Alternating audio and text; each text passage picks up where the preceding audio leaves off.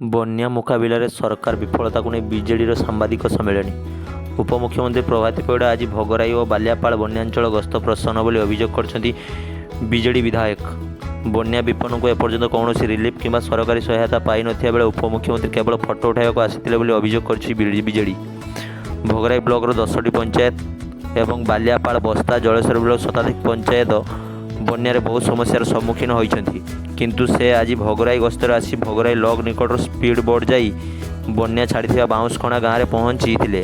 କିନ୍ତୁ ପ୍ରକୃତରେ ବ୍ୟାପକ କ୍ଷୟକ୍ଷତି ଓ ପ୍ରଭାବିତ ହୋଇଥିବା ଗାଁକୁ ଗଲେ ନାହିଁ। ଲୋକଙ୍କ ସରକାର କହୁଥିବା ବିଜେପି ସରକାର ବନ୍ୟା ବିପନ୍ନଙ୍କ ପ୍ରତାରଣା ଦେଉଛି ବୋଲି କହିଛନ୍ତି। ଭୋଗରାଇରେ ବନ୍ୟା ବିପନ୍ନଙ୍କୁ ରିଲିଫ୍ ନଦେଲେ ଆନ୍ଦୋଳନ ତୀବ୍ରତର ହେବ ନାହିଁ। ଭୋଗରାଇରେ ଏହା ଆୟୋଜିତ ସାମ୍ବାଦିକ ସମ୍ମିଳନୀରେ ବିଧାୟକ ଗୌତମ ବୁଦ୍ଧ ଦାସ, ବିଜେଡ଼ି ନେତ୍ରୀ ଲେଖାଶ୍ରୀ ସାମନ୍ତସିଆର, ଜଳେଶ୍ୱର ବିଧାୟକ ଅଶ୍ୱିନୀ କୁମାର ପାତ୍ର ଚେତାବନୀ ଦେଇଛନ୍ତି।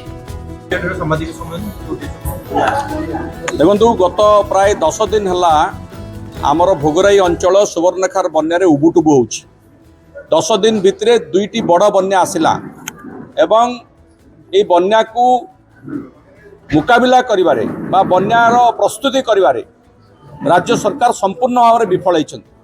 आज 10 दिन 12 दिन पर सरकार मन पड़ा एवं माननीय उपमुख्यमंत्री आज बन्या परिदर्शन रे आसिले।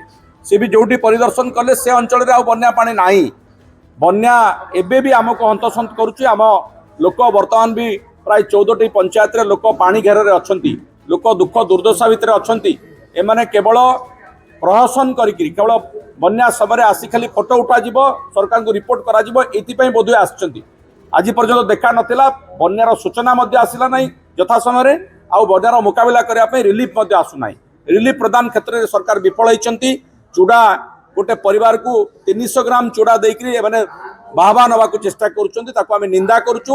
पर्याप्त परिमाण में रिलीफ प्रदान करने दाबी करुचु एवं प्रत्येक परिवार को जमिति चाउल रिलीफ पूर्व सरकार समय मिलूला ये सरकार भूली जाइछन। से कथा संवेदना बोली किसी नहीं जे लोक केमिति चलिबो, केमिति लोक चुली रे पानी पछि, केमिति तांको चाउल प्रदान कले से तो दुटा रोषे करी खाई परिबो ताको मध्य भूली जाइछन। ताको आमे दाबी करुचु प्रत्येक परिवार को 7 दिन पई रिलीफ देवा पई एवं एफडीआर जोटा कि बन्या समय बन्या परे परे रास्ता घाट जो क्षयक्षति होता है मरामती करने सरकार दियंती सी मध्य ये नुआ सरकार आसवा बंद कर देइछंती। आमे दाबी करुचु एफडीआर तुरंत बन्या छाड़िला परे ताको रास्ता घाट देखिबे, पॉलिथिन प्रदान करिवे लोकन को एवं नदीबंध बहुत क्षतिग्रस्त होती। विभिन्न जगह स्पर खाई जाइए, विभिन्न जगह बंध मध्य खाई जाइए, बाली बस्ता पकाइବାକୁ पड़ी ताकू मरामती करेंगे एवं परवर्ती बन्यारू आगामी दिन तो बन्या तो आसवा आहुरी कारण ये वर्षा दिन आरंभ है किमिति भोगराईवासी रक्षा कर उत्तर बालेश्वर को रक्षा कर 4टी ब्लॉक